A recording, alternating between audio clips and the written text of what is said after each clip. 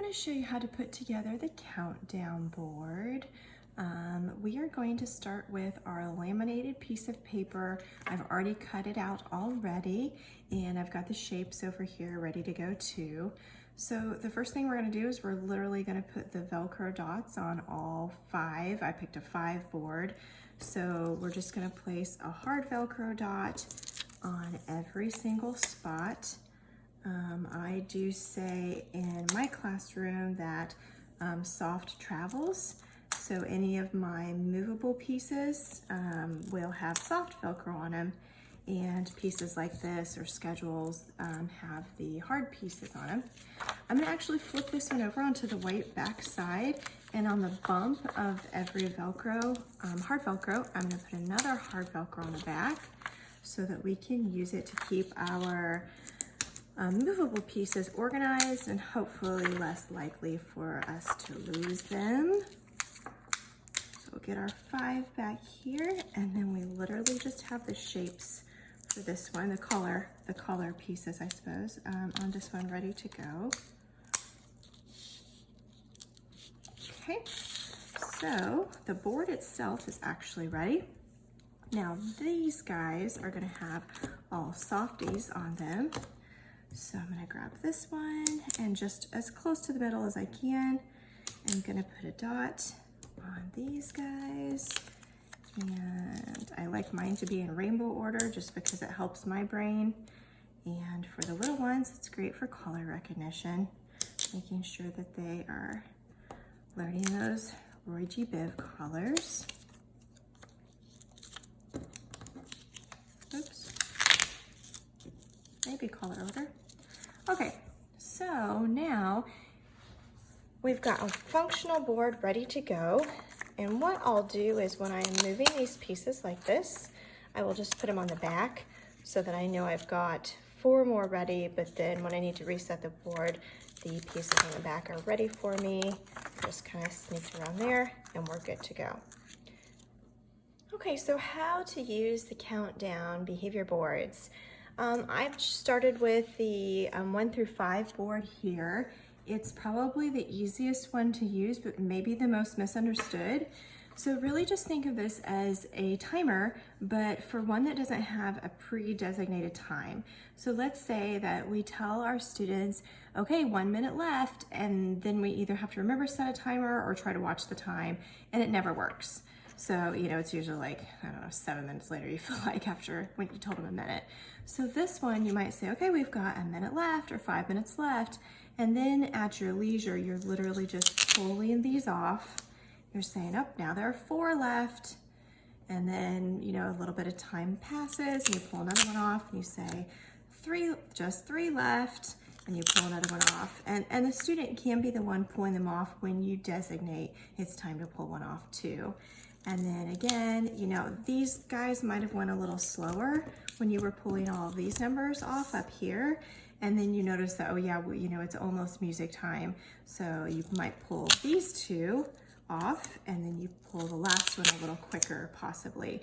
So it's kind of like a countdown timer that you would set on a timer, but you can completely control the time and make it work for you and your student.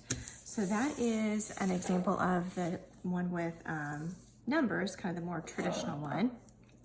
Okay, this one is on a 4 board. The last one was on 5. And this one you can do the exact same thing with. You can still use it as a timer, but you can also kind of use it more like subject-based. So for me, red for us is English, and then math is orange, science is yellow, and social studies is green. So my student would say, okay, this is how we're starting the day. We know that we always start the day with English. So I say, okay, it's time for English. And once English is done, I can remind the student, or the student can just know to pull that off. We can Velcro it to the back if we want, or we can just put it aside, whatever's totally fine. Then we jump right into math. We get to do math, we get math done, and we pull the visual off for math. And then we know that we're halfway through our subjects there.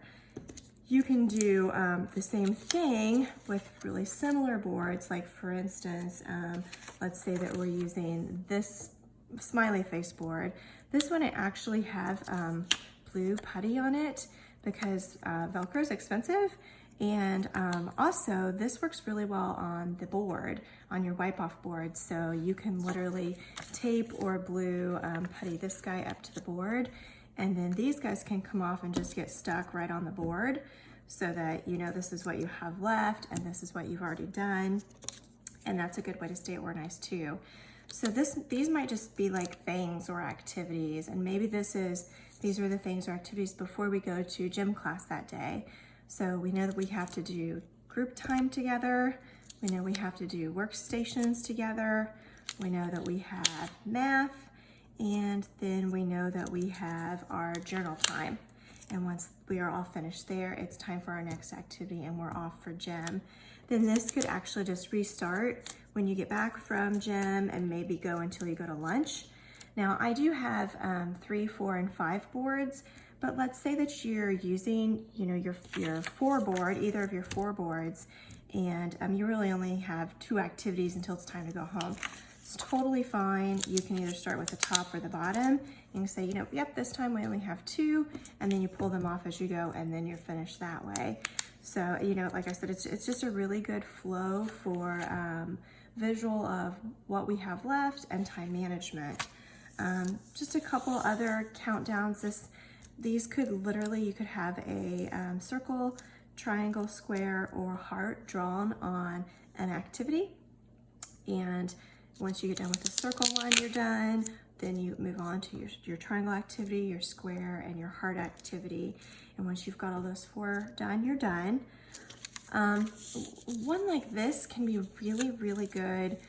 It's so versatile, it can go with anything, but it's really good for writing. So my students, especially students with special needs, really want to know when they're done writing. So if we're writing a paragraph, teachers love 5 sentences in a paragraph. So this goes really well with this is your first sentence, and then you need another sentence. Remember, a sentence has a capital letter and a period at the end, and it makes sense. And once we get all 5 of our sentences done, we are done. And sometimes, especially if the student is self-monitoring this, they might have them all pulled off, and we go back and check, and we're like, yeah, you did have a first sentence and a second sentence, but you don't have a third, a fourth, or a fifth, and you need to get those going until you are actually completely done. So you can reload the countdown board if they were manipulating it and it wasn't quite ready. And again, remember, if you've got your 5 board and you only have 3 activities that you want to do, that's totally fine. You don't have to use the different colors like I do. You could use all red or all orange. I had one student that his favorite color for everything was orange, even food. So I would probably use an orange board with just orange pieces for him. But you know, I like the pretty colors, so I kind of gravitate towards that. Now, if we're going to use this for any kind of other behavior kind of boards, like any kind of coping skills or you know, processing, then we can use them in a little bit of a different way. So let's say we have a student that constantly is asking questions, or for the opposite, doesn't know how to ask a question. We can use a board like this, and we can say, okay, you only get 3 questions, or I need you to ask me 3 questions during this lesson. So once they ask a question, this is removed, and then so on and so forth. If it's a too many question to ask her, once they're done, I'm sorry, your board's empty, you don't have any more questions. And I actually will definitely take these instead of sticking them on the back of the countdown board. So I'll put these on the little edge of the wipe-off board so that I know they can't get them back until I'm ready for them to get them back. If it's a student that needs to learn to ask more questions, they're probably going to stop as soon as they get done with their board, so that's not a big issue. So then if you need them to expand, then you could go to one of the bigger boards that has 4 or 5 on it for sure for them. Breaks, I have a lot of students that get breaks throughout the day, which is wonderful, but all of us, including myself, need to make sure that we're regulating those breaks and that we're making sure that they're not abusing the break system, or that they are truly taking their breaks if it is especially ordered by a doctor or otherwise. So maybe the student has 4 breaks and we are starting the day with them, and they've been in class for 10 minutes, they need a break right away. Great. I take that break. Again, this is one of the times I wouldn't put this on the back of their board. I would keep this in my desk, in my pocket, wherever, so that I know that it's actually mine now instead of theirs. And then I'd remind them that they have 3 more breaks that they get throughout the day, or maybe it's before lunch or something like that. So this one is a great one for managing breaks and behavior in that way. Another one that is exceptional is deep breathing. So I'm going to move the question guy off of this. And I've got these breathe in, breathe out guys. And I really like the 5 board for this, but we're going to start with the 3 board just as practicing. So when we're doing this, we're going to be breathing in and out. And then we do it again. Breathe in and out. And one more time for our break. Breathe in and out. And this one can be reset at any time. And the goal for the breathe in, breathe out board is that the student actually learns to use this one independently, and whenever they need it, they can pull it out and monitor their breathing in and out for relaxation.